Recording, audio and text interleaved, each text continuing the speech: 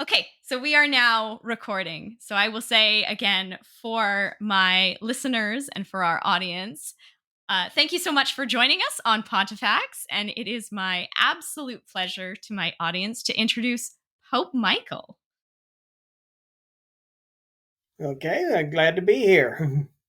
So, Pope Michael, we have some questions to go over with you about the state of the Catholic Church, your papacy, how it all came to be. And most of my audience is coming to this podcast from a place of understanding papal history as history. We Oh, talk about good. the popes as like movers and people who had a tremendous impact on history, whether that is nations or kings or countries or wars. So they may not have the theological background that you do. So I'd like to start off by asking you first. You were raised a staunch Catholic, but after the Second Vatican Council in 1965, you and your family became sedevacantists. Well, we So, didn't become sedevacantists immediately, okay, although uh, we were concerned. We were still going in to the regular churches and watched what was called the changes. I mean, you right, didn't go in one week and have a Latin Tridentine Mass, and the next week the Novus Ordo.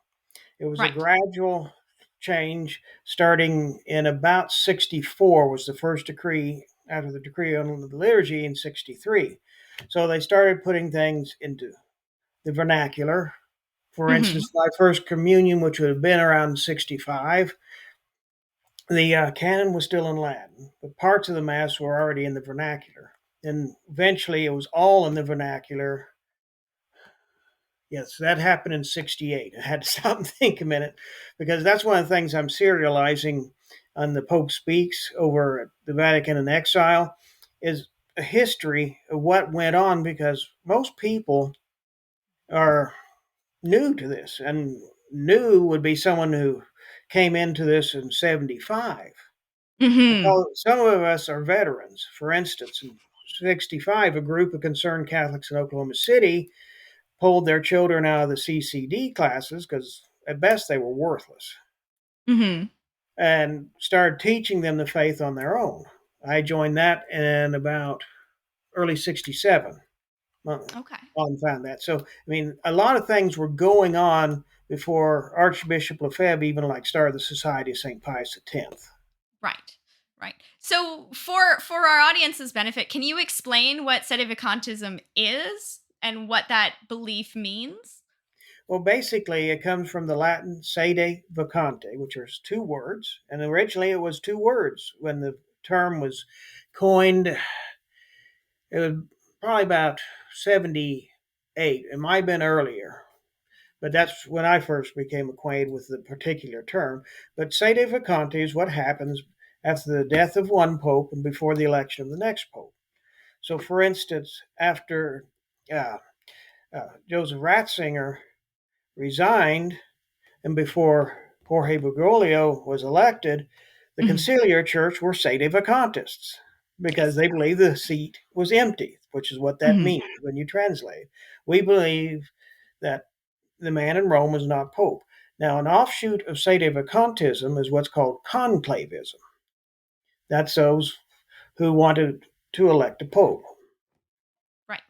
And so your family and the changes came about in the church after the Second Vatican Council because the sedevacantists believe that parts of the Second Vatican Council are heretical. So what parts of the council are condemnable and why?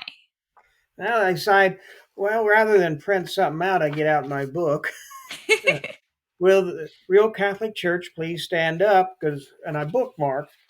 Okay, we'll go to the decree on the liturgy, which all but four of the bishops at Vatican II voted for.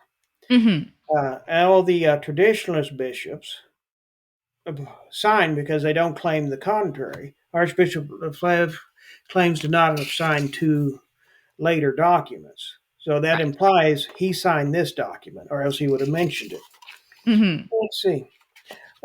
So in here, Yes, in my book, I compare the Constitution on the Liturgy with the Jansenist Synod of Pistua Okay. because they sound a lot alike. That was condemned in a bull Auctorum Fidei centuries ago. Yes. Okay, quote from Vatican II. For this purpose, the rites are to be simplified, due care being taken to preserve their substance. Elements which, with the passage of time, came to be duplicated or added with but little advantage are now to be discarded. We go over to the Jansenist Synod Pistua. The proposition of the Synod, by which it shows itself eager to remove the cause through which, in part, there has been induced a forgetfulness of the principles of the order of the liturgy, by recalling it, that is the liturgy, to a greater simplicity of rites, etc. But that's not the worst thing. We get further on in the decree from Vatican II, we find the heresy of modernism. And in fact, we have to go clear back to a supporting decree to Rubricarum Instructum, which John the 23rd signed in 1960, which Hmm. changed the rubrics for the calendar, the missal, and the breviary. And that's what your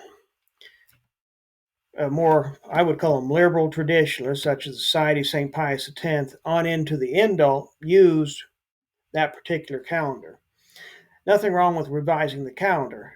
Pius Right. XII did it, St. Pius X did it. I have to look and see who else did it. But it's the principle upon which they did it. Now, a quote from this supporting decree. In preparing or revising the historical lessons of feasts of whatever class, the following should be observed. The commonplace should be avoided. False or inappropriate passages should be deleted or corrected.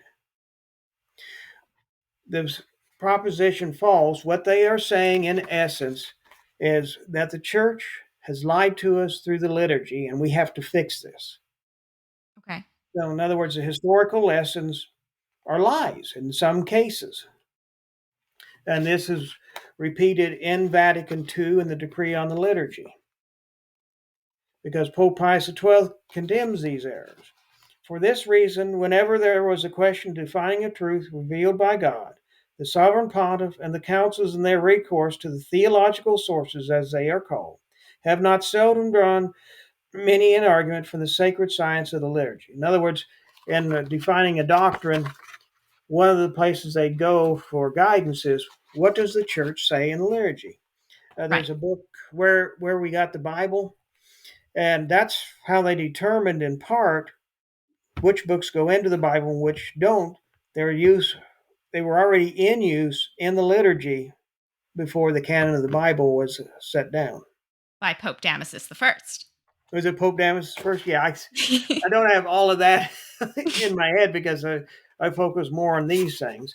And then we can Right. go into the Constitution on Divine Revelation. For as the centuries succeed one another, the church constantly moves forward toward the fullness of divine truth until the words of God reach their complete fulfillment in here. So, what they're saying is doctrine is incomplete. Hmm. It's over time we discovered. Well, one of the principles in defining a doctrine is the church looks clear back to Scripture and the church fathers. What do Right. they teach on this question? It's not the only thing defining a doctrine might do is we're setting this down and we're saying this is Catholic teaching. To go against it is heretical. And then I've got like 4 or 5 other things in this book. Oh, well, yes, this is interesting. In Lumen Gentium, it says, but the plan of salvation also includes those who acknowledge the Creator, in the first place among whom are the Muslims. They profess to hold the faith of Abraham, and together with us they adore the one merciful God, mankind's judge on the last day. Now, if you take a look over at the Quran and there are inscriptions on the Dome of the Rock, Muslims reject the doctrine of the Trinity. Right. And I've done this in a presentation. I have 2 stick figures. I call them James and John. Now, James worships one God, and John might worship a different God, but they're both monotheists. Hmm.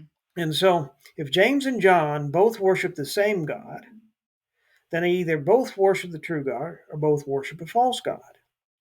Right. Now, if James and John worship two different gods, we worship God, the Father, Son, and Holy Ghost. Muslims worship Allah, which is translated in English would be God, but it's a different God because they reject specifically the Trinity. So if you have two monotheists, only one of them can worship the true God. Now, both of them could also worship false gods because we have this false idea that if you're a monotheist, we all worship the same God, and it's just simply not true.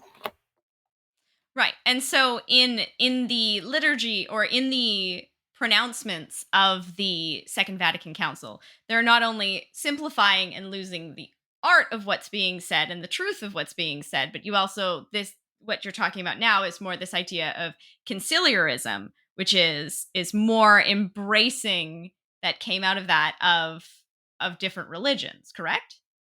That's a fruit of this because Lumen Gentium, that's, I think, one of the ones Archbishop Lefebvre said he did sign, uh, leads into that and is promoting false ecumenism. Now, we certainly will talk with non Catholics, non Christians, etc. But when we talk, we're going to say, this is what we believe. Here's why we Hmm. believe it. You're Right. welcome to come join us and accept this, but we're not going to minimize doctrine. Right. We're not going And to de emphasize it. We are going to hold it, this is true, and therefore we hold the contrary is false.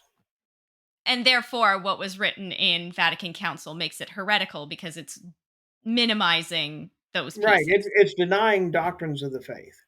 Right. And I mean, you And can go so online and look up heresies of Vatican II, and several places have pulled out a lot more than I did. I mm, focused on the decree on the liturgy because it was, I think, the first decree signed. All but four voted for it. We don't right. know if they refused to sign it, but all the bishops that are involved in traditionalism did sign it. Therefore, they signed a heretical document and resigned any office they have in the church. Because this is this idea of lacte sententiae, which is that by signing and adhering to a an heretical document, they are preemptively resigning their position. Right. Right. And this is what the sedevacantists believe about Pope John the 23rd, John Paul the First, John Paul the Second, Benedict the 16th, and Francis, and all of the cardinals and bishops, because they adhere to the documents of the Second Vatican Council and therefore preemptively are not legitimate in their position. That only applies to John Paul I and II, Benedict, and Francis, Okay. because that's something that was the Sedevacantist position way back. Because in the early 70s, after we left the Novus Ordo, the conciliar Hmm. church, we were all implicitly sedevacantists in our hearts. We didn't have a name for it, but how can a pope give us this garbage we keep hearing from the pulpits? Which that's what drove us out of there. It wasn't the Novus Ordo. It's the one thing that got our attention. Hold it. I've been walking out on sermons because they sounded wrong. My dad Hmm. walked out on two. I know of another man. He had a large family, filled a whole pew. I forget what the priest was preaching on, but it was heretical. He gets up, looks down at his wife at the other end of the pew, and says, Costello's out in a loud voice, and proceeds to march right down the center aisle. That would have been a sight to see. I'm sure it would have been. But that's the type of man he was. He didn't, like sneak out. Right. He made a bold statement. And that would have been very impactful for the people who were present, who might have been Right, questioning what right. they were So, we believing. were all questioning. We didn't know what was going on. But once the Novus Ordo came out, for most of us, that helped us focus. All right, hold it. This came out of all this mess we've been questioning. It's time that church has left us. Mm, We okay. didn't leave the church, they Right. left us by heresy. And so to define those terms, Novus Ordo and Conciliar Church, since we will be using them a lot, Novus Ordo referring to the changes that came into the Catholic Church post Second Vatican Well, Council. basically, when you talk about the Novus Ordo, it's the change in the Mass mainly. Although they Right. changed the rites of most of the other sacraments, and in '74, I think it's Insuratio Liturgica, uh, Paul VI, because some people, when they were translating from the Latin that came out from the Vatican into the various vernaculars, they were fixing the rites of the sacraments. And he said, no, Mm. no, no, don't do that. We change the essential rites of the sacraments. It's right there in the decree. Hmm. And And that's so, yeah, and that so I kicks mean, off the Novus Ordo. right, Okay. And the conciliar church, when we refer to that, it's what people, as let's say the general public, would consider the Catholic Church because of this conciliarism that they are right. expressing, Yeah, the that's a term heretical that church. that was actually either as of the closing speech of Paul VI for the council. He Yes. called it the Church of the Council, which some translated as Conciliar Church. And then some of the negotiations between Lefebvre and the Vatican, the term was brought up again. And so to distinguish us from that church, we call it the Conciliar Church because we are Right. the Catholic Church. Right. So, in breaking with the conciliar church or having the church leave you, as you said, you became a sedevacantist, as you Right, said, right, and you and other sedevacantists decided to elect a new pope in this conclavism. People who wanted to elect a new pope, to have a right, pope who wasn't following a heretical line. right, And this conclave resulted in your election. right. So, how was that conclave that elected you determined? And are you able to say who participated? Uh, yes, I can do that, but that's at the end of the story. The idea of electing a pope goes clear back to the early 1970s. Father Hmm. Joaquin Sainz Arriaga from Mexico, who was an Okay. expert for his bishop at Vatican II. Mm. Right? So he had contacts in Rome. Well, he wrote a book called Sede Vacante, which is not in translation from the Spanish. I Well, would read it. yes, I'm sure you would. He also wrote the New Montanian Church, which is in translation. Okay, so he and some others in Mexico got together, trying to sort things out. He determined the papacy is vacant, so the next step is to elect a pope. Hmm. So he had friends in Rome. He flew to Rome and looked up the conservative cardinals to see if he couldn't get them to start doing something. Right. Well, they apparently refused. I forget what it said because I don't have a copy of the article from. It's a publication called Veritas, which came out of Louisville, Kentucky. Had translated something he'd sent in to them into English. Reporting, he's basically reporting back to anyone who would listen. I bombed out with the Cardinals. So the next step was to go to the bishops. And in May of 1976, he and two other priests came from Mexico to visit Archbishop Lefebvre in the Houston, Texas area Hmm. to discuss the election of a pope. And some of there were about 1,000 people, 500 from the Houston area at that society chapel, and about 500 of us came from the central United States for the confirmations, Saturday and Sunday. Well, the priest, of course, came on a Saturday, having something to do on Sundays. Several of the people present, including Dr. Benjamin Franklin Dryden, I forget what his doctorate is. He's not a medical doctor, I know that, but he had a doctorate. He could speak Spanish. He spoke with these priests, and they were totally open. We're here to talk to Lefebvre about electing a pope. Mm. Well, apparently they got nowhere. Father Sainz died under mysterious circumstances about 2 months later in Houston, Texas. If you look up the Wikipedia page, it says something totally different. But I heard this 35 years ago. So Right. that's closer to the time. Well, the other two priests still carried on. Hmm. And Dryden he went home and he started looking into it. And he wrote an article on it, which I think I put on Scrib D. Yes. Uh, these two priests, they went back home trying to figure out what to do. And that's how Bishop Peter Martin Eugen Took comes into the picture. He consecrated them as bishops to preserve the order of bishop until the papal election could be assembled. Okay. So, and that was discussed in several meetings with traditionalist priests in the United States. Mm-hmm. Well, two of the Took line bishops got into a squabble about the time Bishop Took died, and they split from each other, and the idea of electing a pope kind of died out. Well, Right. it didn't die out completely because there were several other people thinking about it. I had heard about the idea of electing a pope, and in fact, in 1983, I wrote a letter to all of my friends why I was quitting traditionalism. Mm-hmm. Okay. And you can find that online. And so one of the things I put in there, because I'd heard about electing a pope, if anyone knows anything about electing a pope, explain to me how we can do this. Right. Right. But I was not yet 100% convinced we should do that. I was still sorting things out. I was open. Mm-hmm. Well, about September of 1987, I received a letter from a friend we've been talking about, and he quotes from what we consider the only Vatican Council from the 19th century. It Right. states in there that Peter will have a perpetual line of successors of the papacy.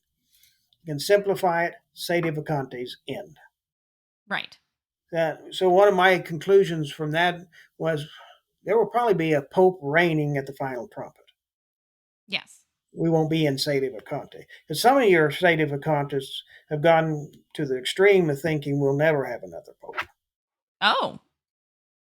In practice, that's how they act. Mm-hmm. Although Bishop Moises Carmona, who was consecrated by Took, went to his grave wanting the election of a pope. Right. So, but yes, and I was one of the people who became convinced in '87. But it's not just me; several of us reached the same conclusion at the same time. Uh, One man sent out a letter, and I forget how he got my name. It was probably easy to get because I was in correspondence with like-minded people at that time. You were Uh, already writing at that time, right? I had written a little bit. I didn't really start writing until we put together a series of articles in Okay. summer '88 Okay. on electing a pope. And we included like Dryden's article. He had already died by this point.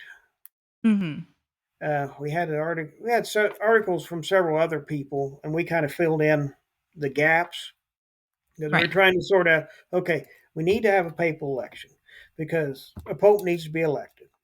The church is a perfect society, so it always has at all times the means of supplying itself with a head if the papacy is vacant.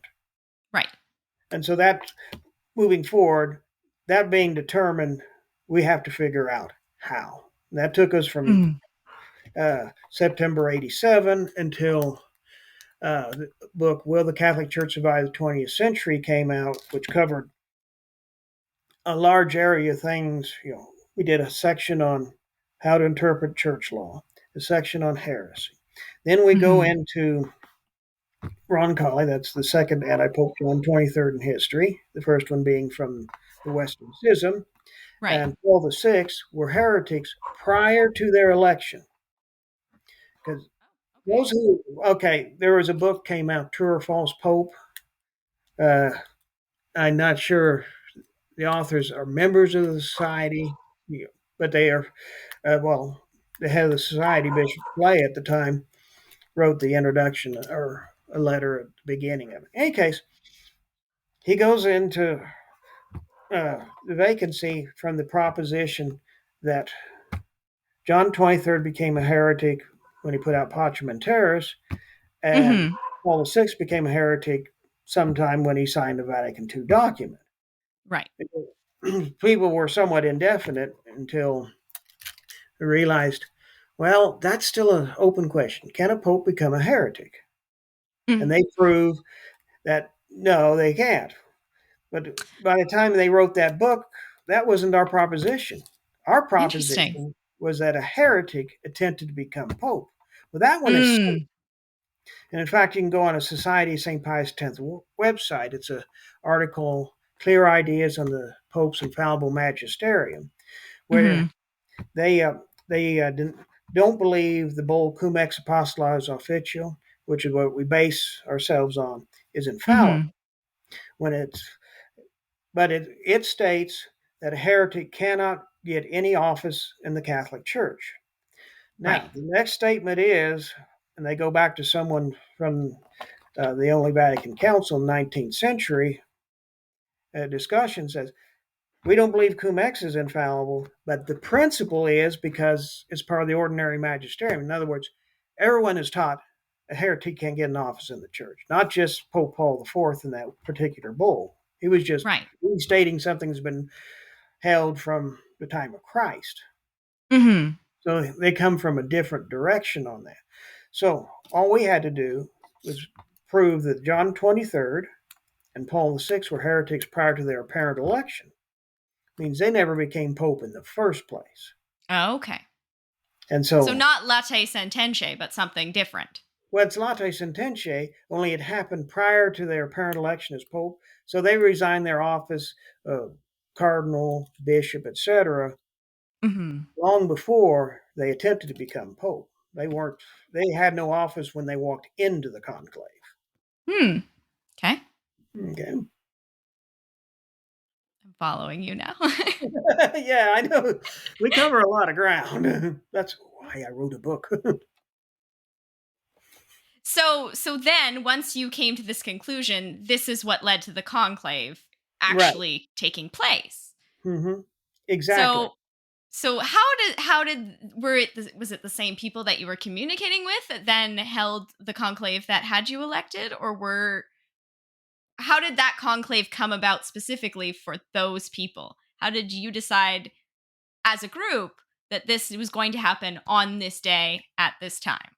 Okay. Well, the articles in 1988 were circulated amongst a lot of sedevacantists. We didn't limit Mhm. ourselves to those who were conclavists because we're trying sedevacantists. You need to know there's another step we got to go to. That's Right. what we did moving forward. Mhm.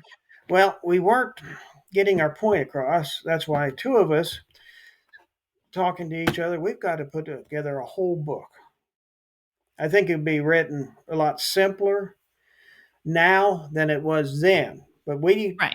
we want to cover everything, and some of the principles, like right now in my current book, a single sentence might summarize everything we need, but we didn't have that sentence back in the late 80s. So we Right. had to put together a longer proof. So we proved first the papacy is vacant because you can't have a papal election when there's a pope already sitting Very there. much correct. Okay. Once we proved that, the next step is going into how can we assemble. Well, Mhm. part of being a perfect society, the church, okay, the ordinary electors are the cardinals. Well, we've just proven there are no cardinals left because they all Right. resigned at Vatican II. All right. And anyone appointed after October 9, 1958 weren't appointed to the cardinalate because the man appointed them wasn't Pope. So Right. we proved there are no cardinals. The next step is that's where you get into some speculation because it's never happened before. What do you do next? Mhm. So we looked into church history. How were other papal elections held? Because papal elections seem and appear pretty normal. Okay, Now. well, I mean, we haven't had a really contested, well, not contested election, a difficult election several centuries. In fact, Mhm. we might go back before the Protestant revolt because once Mhm. the Protestants revolted, we kind of got our act together. No one messed with papal elections. We didn't have anything complicated. Things just went smoothly. They process into the Sistine Chapel. They vote. And eventually, white smoke goes up. It might be short time, long time, but that doesn't really matter. Yes. We get back before the Protestant revolt. In fact, as I thinking about research later on, I realized what you might consider an advance in papal election law was came about because of how they had to hold a papal election. In other words, they violated the letter of the law. Take a look at the second longest interregnum way back. Mhm. The they finally decide compromise. They chose like 6 or 7 cardinals. Let's just go elect a pope and let's get out of here. Of course, well, the faithful were kind of tired of waiting. Uh, Yes. they had boarded up the place, and that didn't work. They took the roof off. They did. Yeah, okay. All right. And so finally they said, I'm tired of sitting here in the rain. We got to do something because what we're doing isn't working. Inspiration. That They definitely came, had to codify from the chaos. right. But notice, they violated the letter of the law, which didn't allow for compromise. Well, now that was put Mm. into the law. I'm not sure. I know what got me, I think it's Paul VI wrote a papal election law, and he took out inspiration. Here, John the 23rd opened the windows, let the Holy Spirit in, and now we're kicking him out of papal elections. I thought, this is kind of contradictory. I think Pope Fabian might have something to say about that. Yeah. Sounds like you folks are probably more up on your history than I am at the moment because my studies, I'm working on other issues. I mean, I know Well, the we're basic. all the way back in the 10th century right now. We started with Peter and we're moving our way, but there are a lot of people to cover. Right. So, but you already know that there's been some really funny things happen, but the resulting pope was never questioned. His It's validity, true. because there was no Mhm. reason to question it. So you're already studying that. I don't have to cover all that ground. Although there's some things that you probably haven't got to yet, because I know one emperor appointed 3 popes in a row. The third one was eventually canonized. Oh, we're getting close. We're Yeah, almost I there. can say I didn't think we were quite there yet. Yeah. So okay. So that Well, resulted in your conclave because you've now looked back at the history of how elections are taking place right, and this idea of the perfect electorate and that a church will supply its own head. And right, resultingly, there is an election on July exactly, 16th, 1990, correct. and you are elected.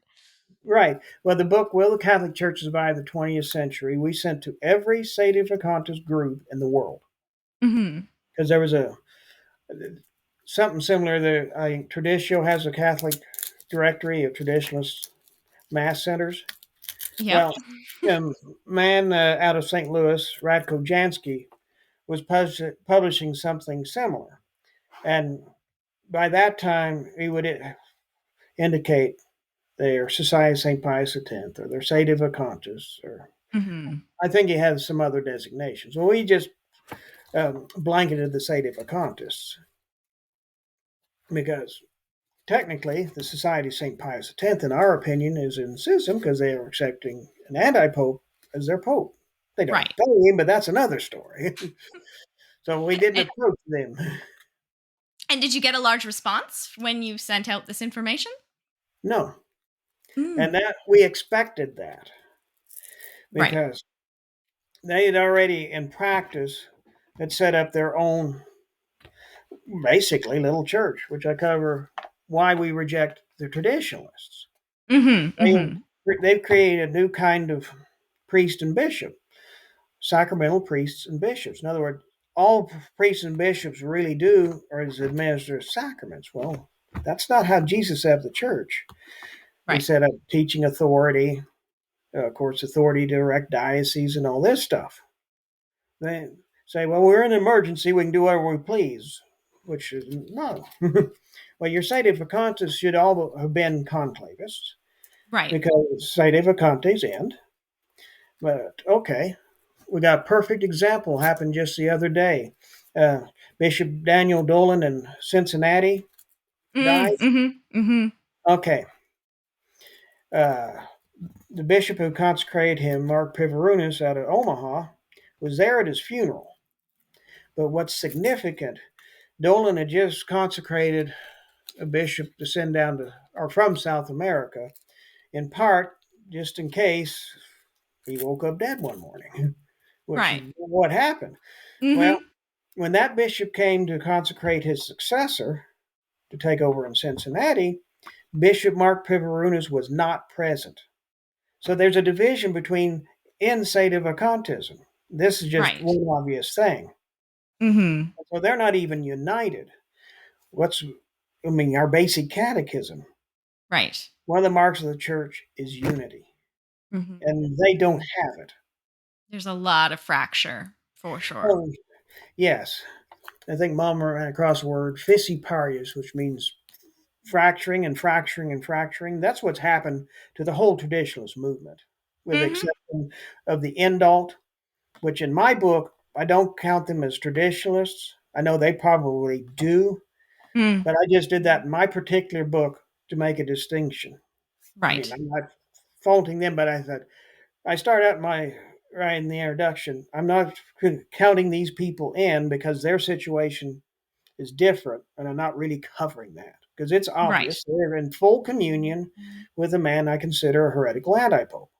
Okay, Mhm. Mhm. so there's basically just part of the conciliar church, which is why I put that separation there. I'm not criticizing them. I know many of them are great people. They're traditional minded. They are probably going to watch this. They might they'd be studying, which is that's all good. But I made a distinction for my use in that particular work. Right. Right. Okay, but yeah, your traditionalists. Well, the society they split up all the time. Mhm. Well, and the conciliar church has quite a lot of fracture at the moment as well, which we are seeing play Yes, I out in can real see a little time. bit of that because it's kind of interesting. If you are part of the conciliar church, Francis is pope, and therefore you have to accept what he legislates. We don't get to pick and choose. I know your recognize and resist group called Mm. sedevacantism pope sifters. No, we're not Mm. pope sifters. We reject the completely. Right. Okay, Right. we say they're not pope, therefore we don't have paying attention to them. Recognize and resist as pope sifters. As I was it Roman spoken, the case is closed, has now become Roman spoken. The debate is on. Is this traditional or is this God, the debate is modern? definitely on.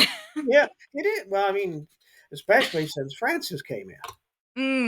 Very much so. And that's definitely something that we look at, even though we are covering the 10th century. A lot of the debate around Pope we do cover as we look at the news because it's very pressing on how it impacts perception and historic impact of the Catholic Church. Well, let's face it. We want to be in Jesus Christ's church, okay? And what Francis is doing is troubling, you know. And some might be saying, is it time to hit the exit because Well, they've left him? I mean, this there's has a got to be this is a question that's on the table. What do definitely. we do with Francis? Benedict appeared more conservative. He really wasn't. He just see, that was a shift that occurred in the 70s.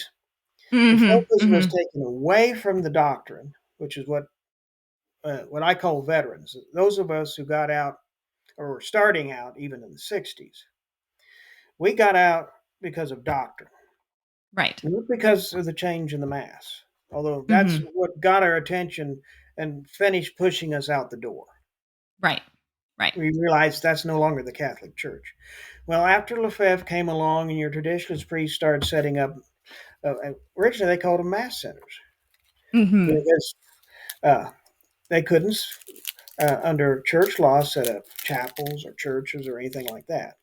They've since Right. relaxed on that, although, as I prove from their own statements, they realize they don't have any regular authority in the church. It's all extraordinary. Right. So that they may put pastor uh, on the front door of the church and have someone's name underneath. Well, like Dolan did. Mhm. Like, but when you read their actual technical stuff, they realize they're not pastor. Well, if they're not pastors, they have no authority over Catholics in any place in the world. They're relying on some emergency authority. And it's questionable whether, like, for instance, the sacrament of confession, which requires not just holy orders, but authority, Hmm. are even valid. Some Well, and it people, goes to show how many actual fractures there are at any level of the church, Mhm. because this is constantly up for debate, like you're saying. Right, So it's not surprising that we're seeing that in the sedevacantist movement as well. Why you didn't get a large response? right. I wasn't surprised. In fact, it was kind of funny. Uh, Talking with someone who actually did participate. Mm. She asked, "Well, where are we going to hold this?" I said, That's a good "Teresa, question. yeah, Teresa, we're going to be able to hold this in your living room." And hers was a small living room, okay? And that's what actually happened. Was Uh, it not a general store? well, it's actually, yeah, but I mean, size wise, we could have held it in her living room. Yeah, it was in a building my dad owned. Ah, okay. Okay. And we just decided to use that because it was convenient. Right. Now, Because out we of wanted to be prepared with the largest place we could yes, practically put together. just in case. Right, just in case a miracle happened. But I was reasonably certain it'd be very few. But we And always hope for the opposite. just out of curiosity, because conclaves notoriously have a secret ballot that never ends up being secret. Do Yes, you know the full results of the conclave that elected you? of course. I was in it Yeah. as a voter. Okay, Are that you the able to share that? actually only the Pope can share the results Yeah. because he's not bound to the secret. Yeah, it was basically 5-1. Oh, so almost unanimous. That's pretty. Well, you never vote for yourself. You're Mm. not supposed to. Now, Pius XII changed the regulation to how they could make sure no one voted for themselves in the Right. mid 50s sometime. In the But Apostolic Constitution. right, Yes. but so yeah, it was 5-1. So were there? This isn't a question I had sent in advance, but I'm Yeah, curious. yeah. Were there a lot of contenders? Well, that's Were you another can? thing. Every Catholic man is eligible to be elected. There are not candidates. uh, Now, I mean, there's like going into any conclave. I mean, there are bets on, but okay, when Francis was elected, I was watching the white smoke go up and stuff, and we were watching it on EWTN. When they come Yes. out, say who was elected in Latin. Well, I got what Georgius, and I didn't catch the last name. Neither did any of the announcers. He was not Hmm. apparently on their short list because I mean they would be preparing. Okay, what's the first thing they do as soon as they're able to when a new pope's elected in the 20th and 21st centuries? You want to put out a biography of the pope. Well, Hmm. you've got yourself a short list. You got people writing on it the second the papacy becomes vacant. I mean, that's just common sense. Your newspapers are doing the same thing. They're getting ready, and then they weren't ready for Bergoglio. They waited until something, like a news release came out of the Vatican before they even announced who had been elected. Now they're scrambling. Let's find some footage on this guy. So they weren't expecting it. Yeah, there are no candidates. But you had someone in mind because you didn't vote for yourself. So you had someone in mind that you thought would be a good fit. Yes, I did.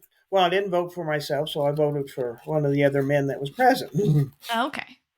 Because So my so personal opinion was that if someone is qualified to be elected, they will actually be present this time. I didn't share that with anyone. Like, that's a valid okay, perspective. Yeah. I I would say if they weren't present, it was because they had a good reason not to be. But Mm-hmm. there have been Saint Peter Celestine. You probably wouldn't have got to him yet. He was a monk. They had to send people out to ask him, "Do you accept Oh, did election?" they ever?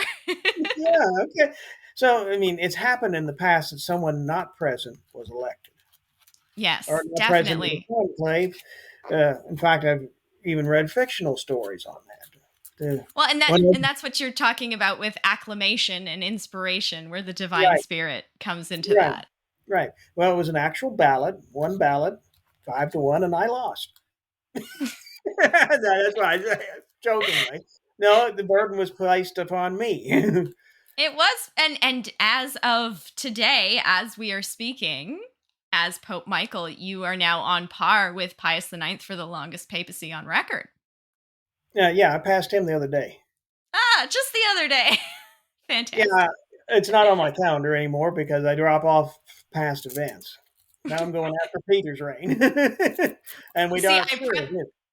I prepped these questions a month ago. I should have checked and seen if you had passed yet.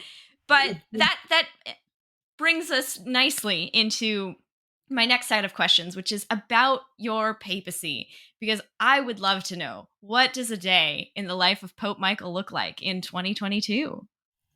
Uh, it depends on the day and what we've got going on. Of course, first thing in the morning is prayers and mass, Mm-hmm. which, in fact, I know is one of the questions you put down. We might as well get to it. You'll notice I'm in a different place right now. Yes. Okay. Well, uh, in fact, when I get off of here, I'm checking. We are selling the place we were in because I need to be on one level. I Oh. was born with slight back trouble. Well, at my age, it's finally let me know about, and stairs are no longer friendly to me. In any case, it was part of our House of Prayer project we announced a little over a year ago on the olive tree. Mm-hmm. So I've moved here. In fact, this morning we were talking with the contractor who's converting. He's got an oversized garage. We're converting that to a small church here, Okay. and there'll be room eventually for three of us here. Although we probably, well, we're not sure of where some things are going, but Mm-hmm. we Mm-hmm. may be building a church not too far outside of Topeka here soon. Oh, that's interesting. That's That's it. certainly an expansion from the attic chapel Well, with yes, your standing computer. I do remember that. right. Well, we've got a full diocese over in the Philippines. Oh, fantastic. Yes, Well, Bishop. Yeah, that Bishop definitely, joined us. wow. So then I can ask you these next questions, because that plays right into that, which is, how large is the true Catholic congregation now, and how much has it grown since your documentary? Sounds It's like a lot. grown significantly. I'm not sure if I've asked the bishop over in the Philippines for a count, because we've Hmm. got, well, a priest that's with us just inherited a church. Oh, it's almost a year ago now. Uh, he lives in St. Louis. It's in South Central Illinois, and that Is congregation is 20 or 25. Oh, We've got a small mission in Phoenix. so you've doubled, tripled, quadrupled since your I would say it's more than that even because wow. I haven't. I need to get with the bishop. We ought to take a head count. How many are with us? Yeah, And because in your these people are actually 100% with us. And then we got those who are sitting on the fence who will probably Mhm. watch this, who are like subscribers to the Olive Tree or listen to our podcasts and things, because the Mhm. thrust of our ministry is, with the exception, answering these questions, which is why I wrote this book. Our Mhm. thrust of our ministry is to bring people to holiness, because Yeah. it says in Scripture, the spiritual man judges all things. Well, until they become spiritual, they cannot sort out these things. That's why there's so much confusion out there. Some of these people aren't spiritual. Now, some are, Right. because it says, Or moving Jesus closer said, to. right, well, Jesus said, at these times, even the elect will be deceived. Mm. Okay. Mhm. And I see that because there's a lot of confusion out there. Because everyone is out there putting out their own take on things. And they can't even Mhm. agree, although they might agree on the condition of the papacy. There are three propositions there. Right. You've got one, that he is Pope, which that would be everybody in the adult and all those who are with the Society of St. Pius X, and however, yeah, you'd have to check with each priest and or bishop. Okay, where do you stand today on things? Right. Williamson and his bunch believe he's Pope. Yeah, Father Pfeiffer just got consecrated a while back. He believes it.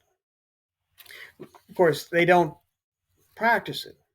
In Right. fact, right after my election, uh, the head of the religion department at KU came over to visit, and he brought up. He says that society position never made any sense to me because it's Mm. schizophrenic. You say he's Pope, but then in practice, you're refusing him obedience. Yeah, See, it is a confusing organization for sure. yeah, because I've written on that. All right, your position needs to be consistent. Hmm. Okay, if you believe he's Pope, you better be ready to go hand in hand and sing "Kumbaya" down to the Novus Ordo. Of course, they don't do that anymore. That's Right. what. That's one of the things that was coming in late '60s, early '70s. Hmm. It got very radical. Of course, people started parish shopping while they're trying to sort things out, looking for a conservative parish. Because I recall there in Oklahoma City, uh, everybody they kept moving south. Well, they went to St. Francis because the pastor there, Monsignor Oldie, was very conservative.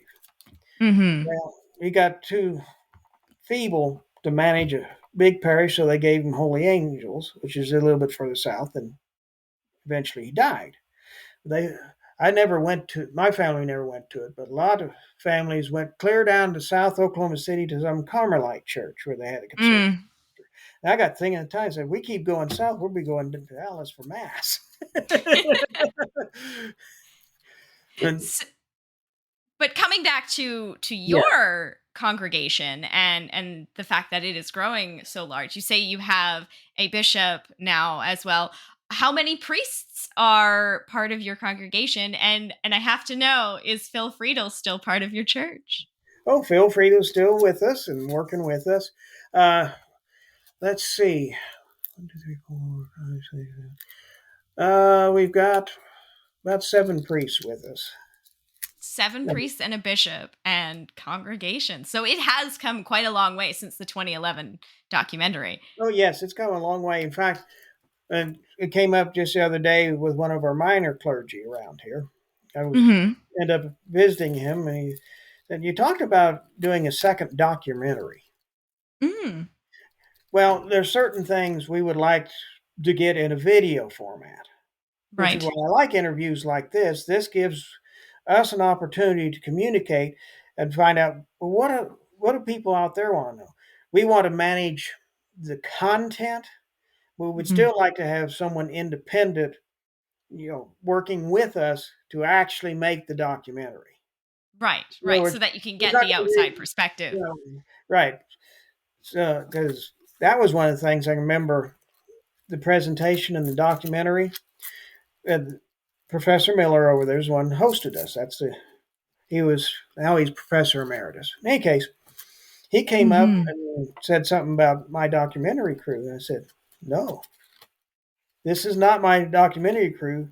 And he just smiled because I doubt the Society of St. Pius X would let an independent documentary crew on their property. Oh, without a doubt. Without a You doubt. know, because that's the documentary was a great move forward because it showed we're open.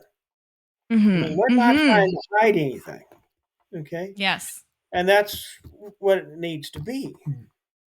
Well, and should be, and that's one thing that we're particularly passionate about at Pontifacts is approaching this to an audience that isn't just a religiously minded audience. We want people to look at the history and understand the movement of popes and the papacy throughout history, even if they've never had any exposure to it prior. So there are Mm. a lot of people who will come to this podcast and have never heard of sedevacantism or conclavism or the Novus Ordo or any of that. And so this will be an entirely fresh take for them. Right. And and that brings me to my next question, which is aside from the religious organizations, what sort of responses does your papacy received from the general public, maybe even the non-religious public? Because I know you've gone viral a number of times on the internet. Right. Actually, if you go to anyone but members of the conciliar church or traditionalists, I'm well received. Mhm. And I mean, these people will know I'm Pope Michael. In That's how fact, I found you. right. But I mean, these are the general people. Well, I got involved in the Oakland Neighborhood Improvement Association here in Topeka. I'm Mm-hmm. now its president. And I know Perfect. their one board member may not know I'm Pope Michael. We have never discussed it. But the rest of the board I know knows because something came up and I informed them. I said, this could come up because this person is coming to our Mm. Neighborhood Improvement Association meeting and I want them to have a heads up. And they didn't even comment on it. You know, Wow. So so they elected me president eventually. so you don't generally lead with that in the other forums when you're engaging in secular activity. You don't always Right. I lead don't with. lead with that. But I Okay. mean, from the dress, they know I'm something. So this is your standard daily dress. uh, yes, although I do wear secular clothes sometimes. Uh, well, when I became president the first time, the outgoing president recommended that since I'm now representing the whole neighborhood, I might tone it down a bit. And I discussed it with my spiritual director and my clergy, and they agreed with his proposition. So Right. that's Seems reasonable. right. For instance, if I'm taking meetings with the city, which I did last couple weeks, I'm in Hmm. lay clothes. Right. Now, Well, sometimes and I'll show up and I'll be wearing cassock because I'm stopping by on my way to a religious thing, like to pick something up at the city hall. Or right.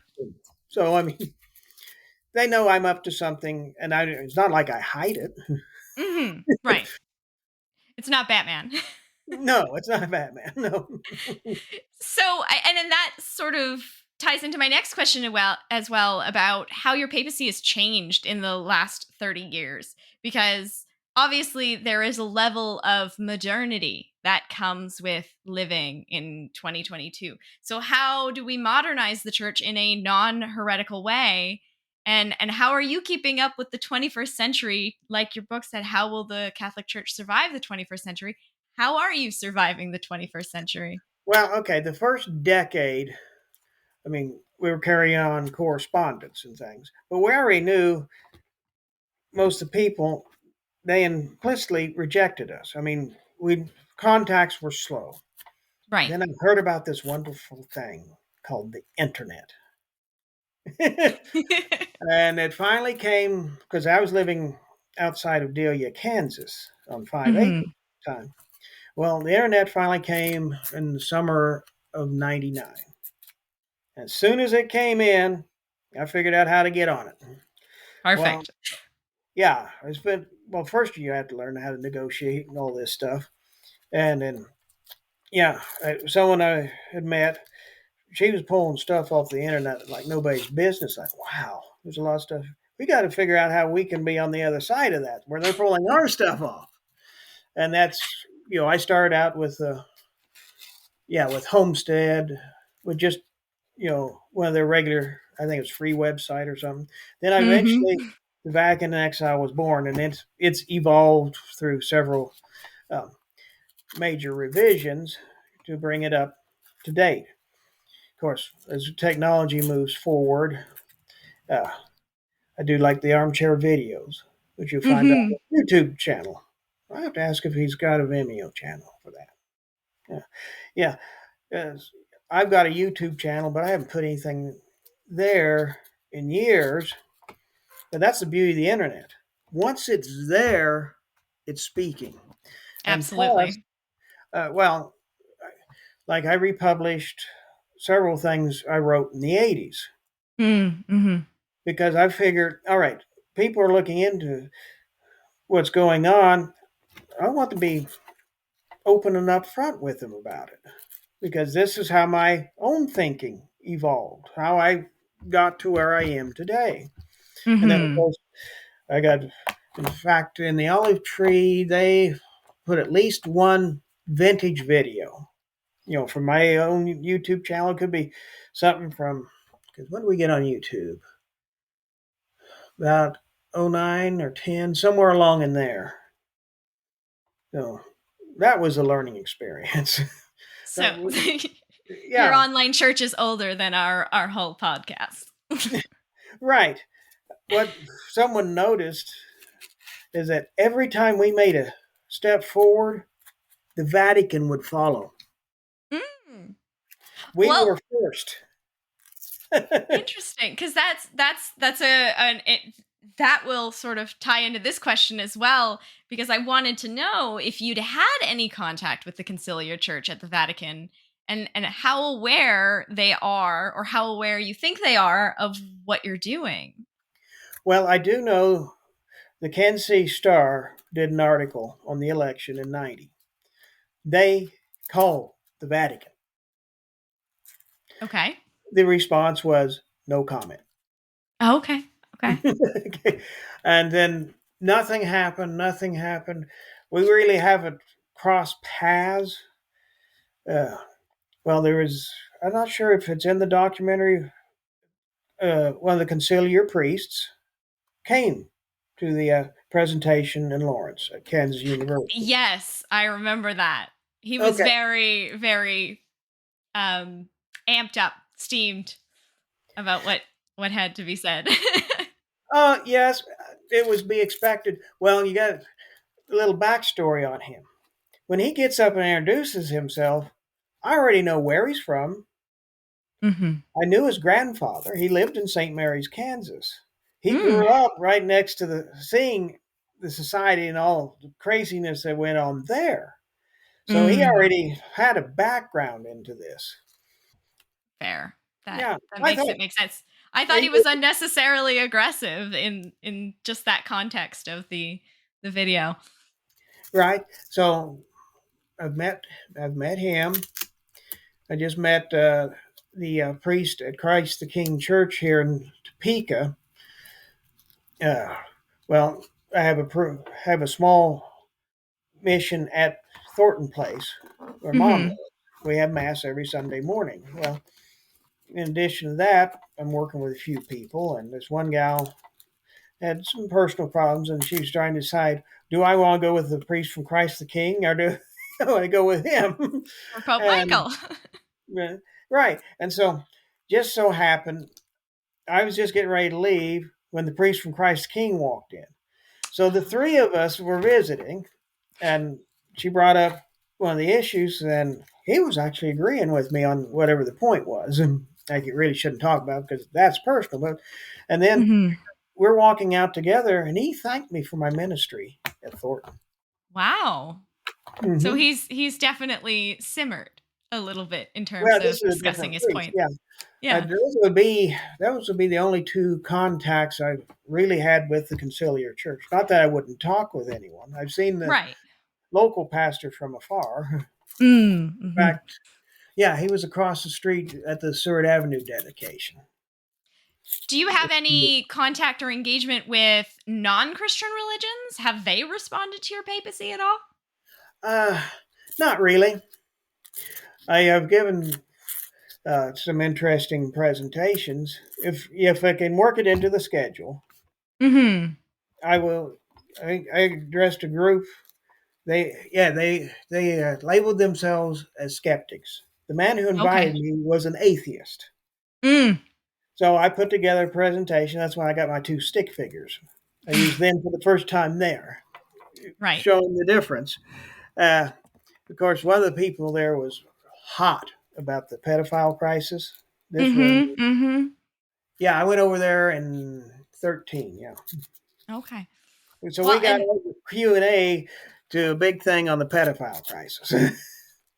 which it should be certainly an open topic of conversation, although it doesn't seem that you would have as much influence or impact in that Right? particularly. Yeah, she was connecting me with them, maybe, but yeah, I can understand why people are upset. All right. Absolutely. Absolutely. Hmm. And so I just pointed out because this is a perfect time to show the difference between the 1983 code and 1917 code of canon law. Mm-hmm. 1983 code simply says that a pedophile priest will be punished with a just punishment. And so the way they act, I guess, moving him across town is considered punishment enough. Whereas the 1917 code, bishop has no choice. He's got to pull the priest because Absolutely. it's a late sententia again. He is, let's see, excommunicated and suspended from all function as a cleric. Right. So Interesting. the only That's way he something can we be restored is it'd have to go clear to Rome. right. Every Right. case would be judged in Rome. I mean, the bishop might be asked to gather evidence, but the case would have to Mm-hmm. go to Rome. So they wouldn't be restored.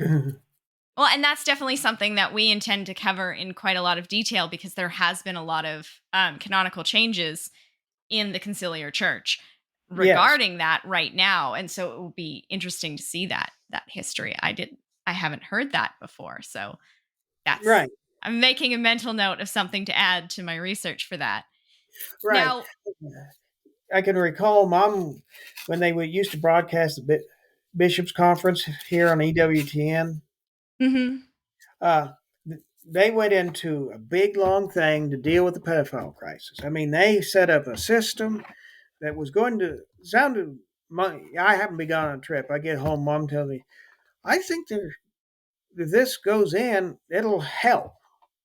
They this is were, the PCB 2019 conference. oh, no, this is way back. Oh, We're okay, 15, 20 years ago. okay, okay. In any case, John Paul II was still in.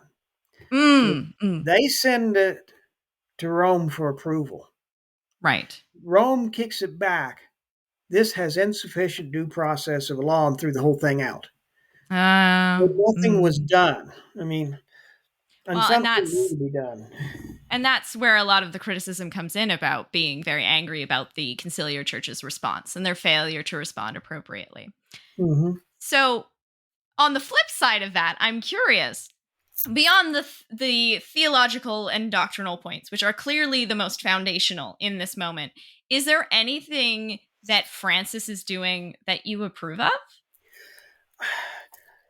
I have seen a couple of things he's done. I couldn't tell you right now, but I'd run across it and say, well, I tend to have to agree with that. I mean, Mm-hmm. even a broken clock is right twice a day.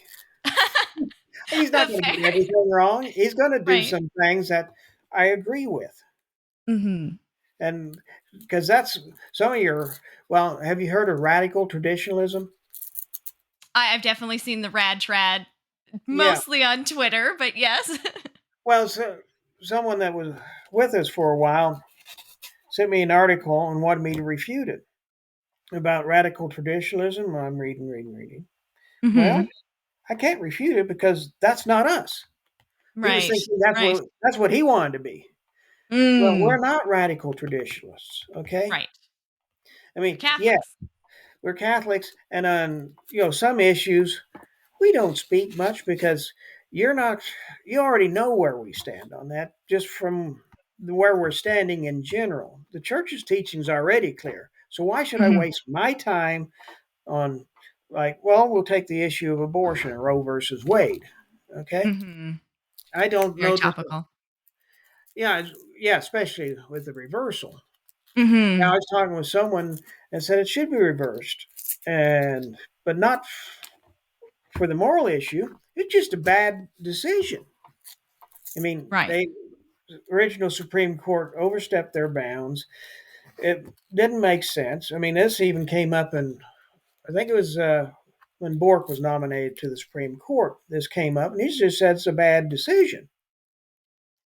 He didn't get into it. The actual precedent that was set. That's what you're Right. referring to. Yeah, Okay. exactly. And I tend to agree. It needed to be reversed. But To be reworked at very least.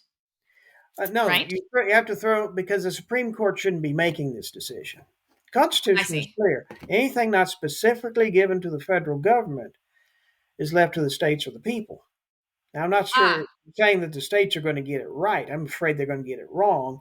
And okay. as a people, at least in parts of this country, we're going to commit the sin of approving abortion in some manner. That is a Okay. sin. Until recently, that sin was on 9 people on the Supreme Court. Was it a half Mhm. century ago or so? About that. Yeah, well, and it represents that idea of governmental jurisdiction. And actually, I have some questions on that as well Okay. as we get into the idea of the conciliar church and beyond, and the role of papal politics and whatnot. The role of pope has almost always been one that is intrinsically tied with secular and political power, from like a temporal influence in Rome to a dominant sovereign in a modern landscape. So in the 2020s, how political should the pope be? Well, basically, uh, we can't stay out of politics. All right. So you think a pope shouldn't be political at this Right. Well, stage? not this time because we're back in persecution. It's a different kind of persecution, but we're back in the persecutions again. The first 3 centuries, when the only nice thing is we're not in the catacombs. At That is least true. we're above ground level. I just did a presentation about those early popes living in the catacombs last weekend. So, Right. So we are here more about the spiritual, and that mm, till there's a restoration, which might not come until after Antichrist has come and gone, mm. we won't be back into the political arena. So what about papal infallibility? Do you think the pope is infallible? Yes. Okay. And what Hmm. about papal resignation? Should the Pope ever retire or abdicate? Uh, there would be cases when it has happened. One pope that resigned was eventually canonized because that was that monk I was telling you about. He Celestine was in V. there was like, I can't handle this thing. I I quit. love All right. I love the Uh, story of Celestine V. He's such an interesting pope because he he is. absolutely had no desire to be pope whatsoever. Right. Uh, because, well, you probably studied about the pope who sold the papacy to another pope. It's And coming. then Yep, someone Benedict the talked to Ninth. the other guy and said, you really should have resigned, and we get this straightened out. So he resigned. Gregory the 12th resigned to help end the Western Schism. So, I mean, there are occasions when a pope not only can resign, because it's right in the Code of Canon Law, Mhm. at least why 17. I haven't read that part of the 83. I do own a copy. Do you have a plan to retire, or will you stay pope until you're not of this earth anymore? Until death do us part, like in marriage. No, I have no plans to resign. Okay. I And mean, there were a couple of failed movements among the sedevacantists around the turn of the century to try and get the sedevacantists together and have a universally recognized election. right. Now, if that had come off at a certain point, yes, I would resign in favor of it. But my Like, decision was because the reason for resigning is not for personal benefit, but yes. for the good of the church. And if it's So, necessary to step out of the way, but the way the attitudes are now, there's no real movement. I mean, there is a movement. There's a website, Pray for the Pope, prayforapope.com, which is run by, well, I'm not sure if they're sedevacantists or not. mhm. Because, I mean, there's a sede occupantis, those that believe Francis is Pope, which you'd have those in the Conciliar Church, and the Indult, and the Society of St. Pius X, and some others represent the rest of that group. Then you have I wouldn't call it a theory, because second I read it the first time, I said, I know one thing for sure, this isn't right. It's called the Material Formal Thesis or the Cassiacum Thesis. It's called Sede Privationism. What they teach is that Francis is materially Pope because he was elected, but not formally Pope because he can't formally become Pope until he ceases to be a heretic. Oh, okay. All right. Now, Yes. at one point, the sedevacantists were saying that is part of sedevacantism. And I said, hold it just a darn minute. That's not sedevacantism. They're like No. the Society of St. Pius X and the Recognize and Resist. They're waiting for the Mhm. conversion of George Bergoglio so he can become Pope Francis. Right. It's Right. just their position on whether he's fully in or not, that's where it varies. It's almost like a reversal of ex cathedra and the idea of papal infallibility. Right. Interesting. Exactly. And so I put them over there. Right. Well, apparently it was a split between Dolan and Sanborn. Hmm. Sanborn is a Sede Privationist, and Dolan was a solid Sede Vacantis. He was a Sede Vacantis in 1978.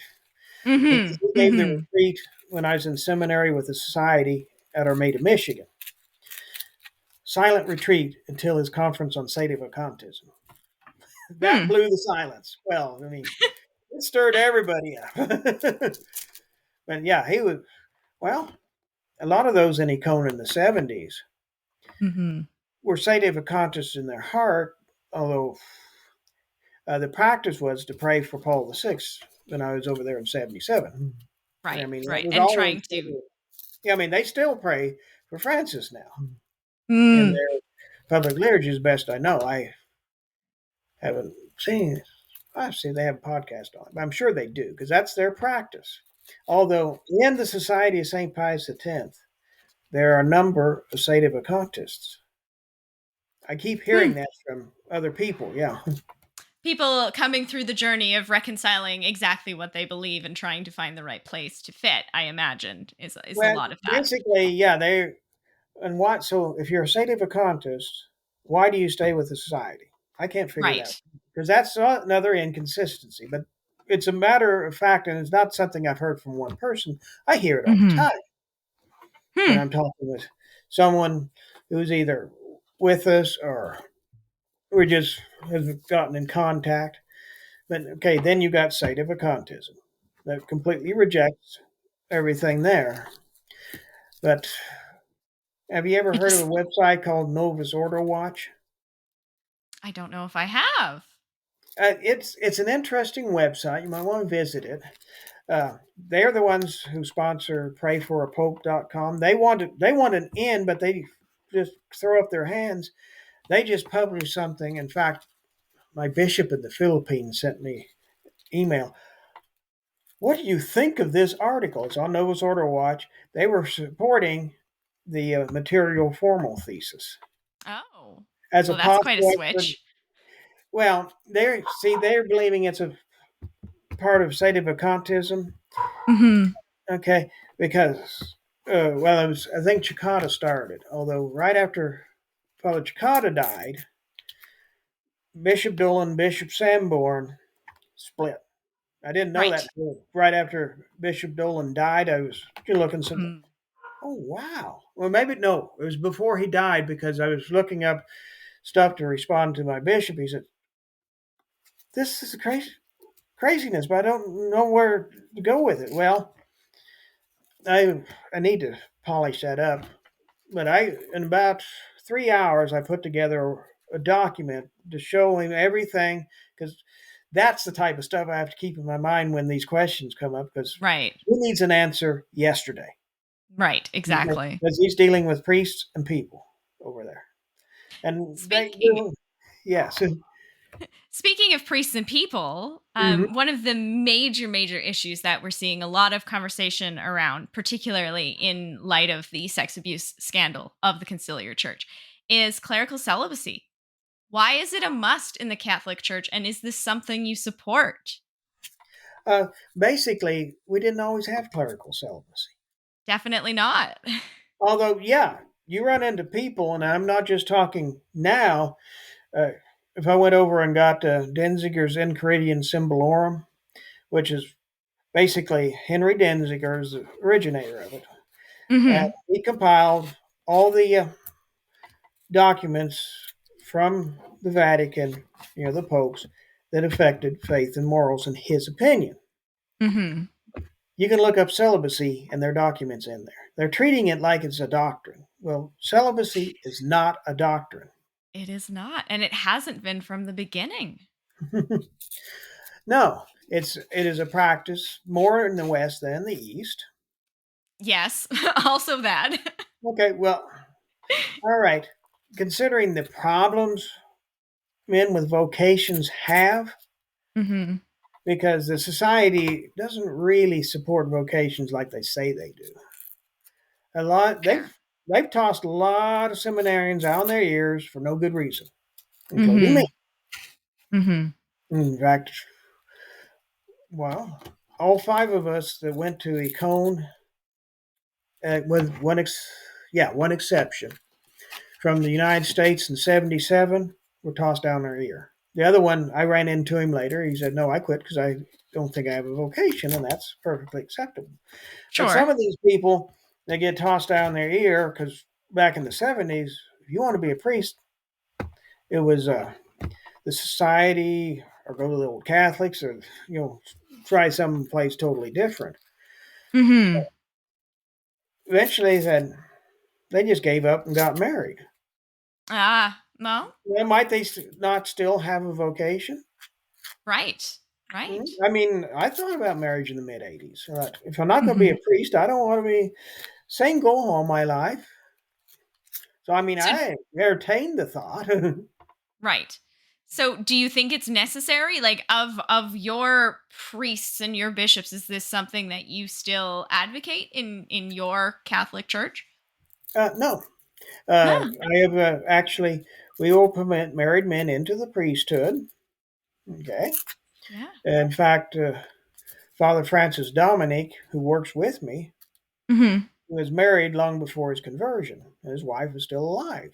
So Mm. technically, he's a married priest. And if she would ever reconcile with him, because he asked that a while back, what if she reconciled? Well, you're married in the eyes of God. Right. Right. And we accepted you in to the priesthood with knowing this.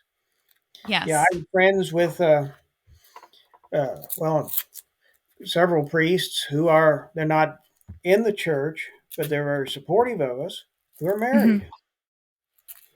I And think that's interesting because it's a very big sticking point for a lot of people when dealing with with the conciliar church, that this is such a hard and fast mandate is problematic. it, yes, I don't think having married priests would eliminate the pedophile problem. It's not the only answer to that That's why the situation reason for I sure. bring it up. Absolutely. But they've accepted married deacons. Mhm. And I Mhm. remember when that came out, whenever it was, I thought, you know, I'm for that idea. So you asked earlier, it was not Francis. It was under John Paul II, I think, wasn't it? Well, I've I think been, so. yeah, My I'll have to my look it up. co-host, my co-host, her father is a married deacon in the church. Okay. So, yeah. Mom's got two cousins who are married deacons. Ah. So If so it's definitely something that you support then. I that's Yes, I support married men in the priesthood, because if they have a vocation, and of course the wife must be cooperating with all this or Mhm. out of the Mhm. picture. But yes, that's one thing I think we do need to do, and we are doing it. So a follow-up on that as well. What about the role of women in the Catholic Church in terms of women deacons, women priests? Is this something you'd like to see in the Catholic Church, or Well, you still if have if Jesus was going to have women in the clergy, he would have ordained and consecrated his mother. Because who would be more worthy to be a priest? No, that women will not be in the ministry in that manner. right? Okay. So that is still something you view, you set your traditional precedent on that back to the apostles. Right. Okay. So that is a lovely segue to our last section because Yes. you have graciously given us quite a lot of time today.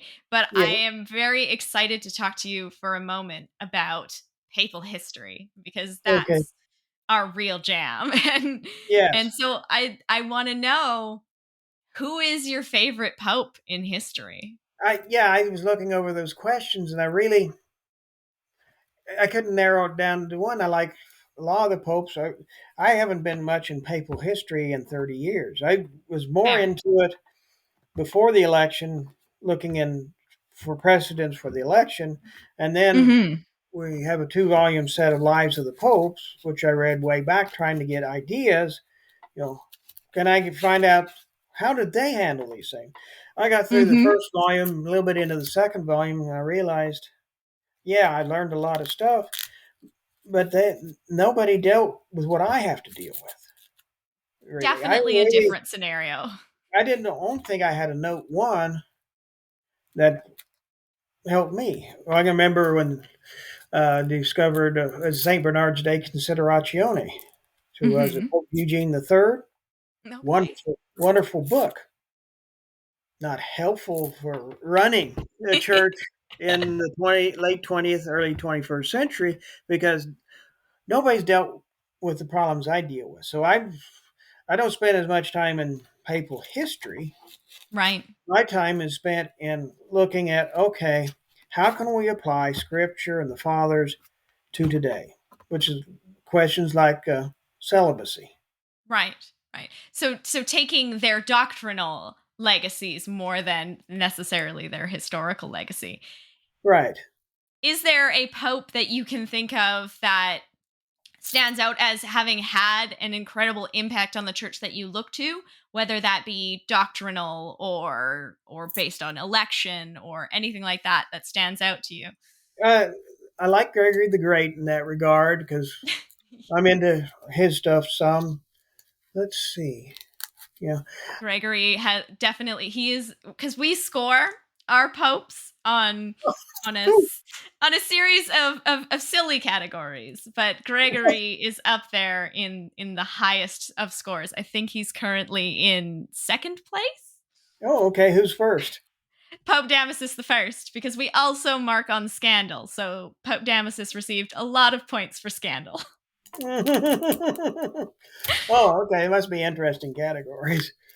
They are, and they're a fun way to sort of subjectively bring about the end of our show. So, Well, it's a way of getting to know your subjects better. I mhm. mean, history can be dry, but it doesn't have to be. And papal history certainly isn't, especially when you start to factor in things like personality and impact on history, Yes. aside from doctrine and theology, because we have popes who have stories about being murdered by ghosts or Hmm. just, Okay. Right. I and mean, that's in it's the a record. fascinating history. It's just not one, you know, when I read it, but I realized I need to be over trying to figure out how how do we move forward from 1990 into when Into a more modern. right. So Mhm.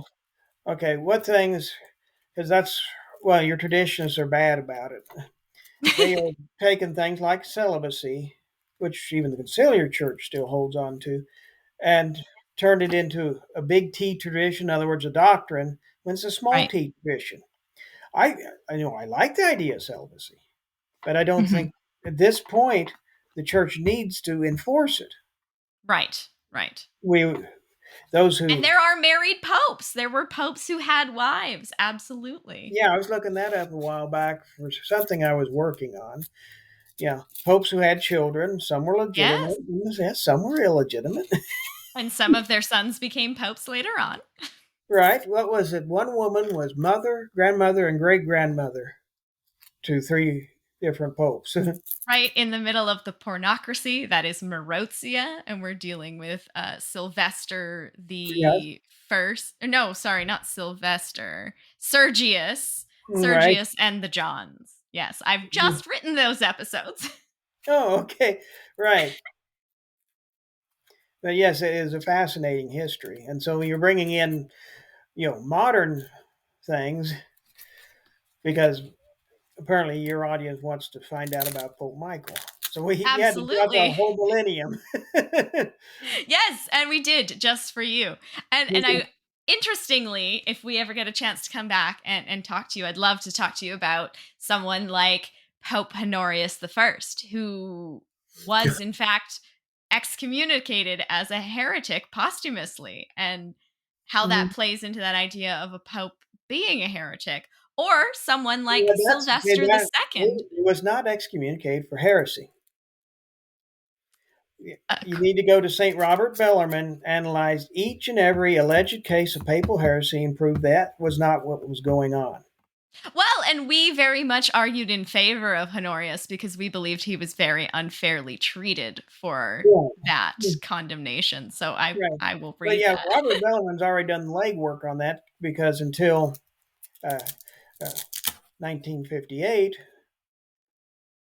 since his time, there has not been a case of an alleged papal heresy. They were all prior to him. Yeah, Yeah. Honorius would be one of them. I'd have to go back. I'm not sure. Maybe, probably, yeah, I touched on that in this book. But yeah, I've got research on that, because that came up, and what pushed it forward is in the early days of traditionalism, those who started saying, well, no, Paul VI is still Pope, said, oh, lots of popes were heretics, and Honorius Yeah. always top the list. Yeah. Well, But then of you course he start would looking be. at, yeah, It Parsons was Church, Parsons Church history is great on some of I will these have cases. to check that out. We actually ended up I just checked because Pope Gregory the Great is in third place and Honorius is in second place because I think we were very fond of him and how unfairly he was treated. So he scored very well Okay, good. in our show. Well, how are they going to score? Well, we're going to have to. So I'll give you our categories and you can tell me where you think you will score the best Okay. because this is where the fun comes in. So we have Papatum and Phallium, which is a category in which we judge their impact on the papacy as a whole. So how they evaluate or how they contribute to papal infallibility, papal prestige, the continuation of the church and the church's authority. Then Mm, we have Fructus Prohibitum, where we judge the scandal, all of their bad behavior. okay. Then we have Seculari Impactum, which is their impact with the secular world. Are they leading the conversion efforts? Are they having interesting relations with monarchs? And are they facilitating wars? Those kind of things.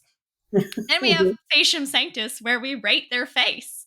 We take your official portrait and we'll decide how many points your face gets.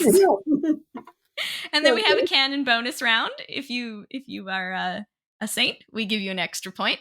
And Well, I can't win that one. and I'm then we have watching one pony to be a saint. I'm not dead yet. They can't canonize me. exactly. But we also have Tempus Pontificus, and this will definitely be a category for you because you get points based on how long you've been Pope for. Oh, wow. So I actually did the calculation on that one for you, and your Tempus Pontificus score would be a 7.75, which is only topped by the legendary St. Peter. Okay. You might just put it out for the fun of it. I would. I mean, that'd be something I would share, probably like in an armchair or something. Showing the lighter The side. scores? Yeah, Yes. sure. Why not? I mean, Come, that's we because could have you come and rate yourself. that's one of the reasons we're doing some of these, things. Like, we need to have people need to realize that popes are real people, and we have a lighter side. And that's very much the a huge element of our show and why we also rate on Scandal because it's representative of a lot of the personality that comes out. And we very much enjoy that. So yes, popes are real people and that is very much our message. Right. Okay, that's a good message, and I'm glad to contribute a little something to that idea. Absolutely. Well, that kind of wraps the last question that I want to ask you today, which is a great question to end on. And as a real person and as a pope, what are your goals for the true Catholic Church moving forward? Well, that's what we're working on now, is establishing the house of prayer here, Mm-hmm. which uh, we may, depending on what goes on, I may be here at times alone, Mm-hmm. Mm-hmm. because everybody else is out somewhere else. But we're Right. wanting to help people improve and increase their prayer life. Okay, because what's the goal here? We all want to be saints, not necessarily canonized. I I doubt I'll be canonized. I'm not sure we'll even last that long, but the world. Well, if you do end up as a saint, we also currently award saints their own patronage based on whatever we've decided is the most interesting thing about them. We Oh, okay. have the patron saints of Wiggly Foods and what else do we have? Physical manifestations of stress and unfortunate eye injuries. So maybe at least you'll be a patron saint to us. We'll award you something special. Okay, that'd be fun too. See, yeah, yeah. I'm looking forward to getting the link to this to share with everybody. Absolutely. I will make sure that it comes directly to you. Okay, that sounds good.